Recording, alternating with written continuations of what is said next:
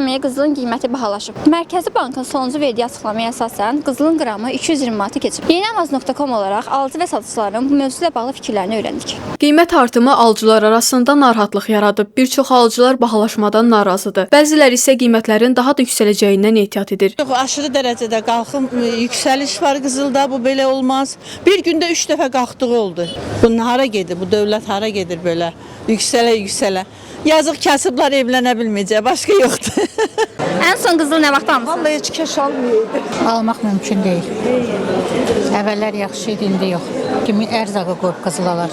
Satıcılar qiymətin artmasının səbəbini bazarda qızıla tələbatın çoxalması ilə əlaqələndirirlər. Əslində qalxma səbəbləri bizim ölkəmizdə əlaqəli deyil. Bu dünya birjasından asılıdır. Dünya birjasında da tələbatın çox olduğundandır. Həm kompaniyalar, həm dövlət mərkəzi banklar, həm də fərdi şəxslər artıq bu ildə qızıla çox önəm verirlər və yatırımlarını qızılla edirlər onlar. Daha konservativ investisiya kimi sayırlar. Bəs alıcılar qızılın qiymətini öyrəndikdən sonra necə reaksiya göstərir?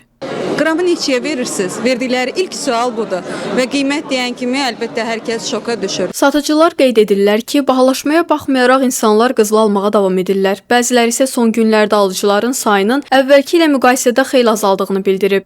Əslində sizə deyərdim ki, çox insan fikirləşir ki, qızılın qiyməti artıb deyə alıcı yoxdur, amma əksinə artıb deyə alıcı dəhşət çoxdur. Satışlarımız yaxşıdır, pisdir deyə bilmərəm, hətta daha yaxşıdır.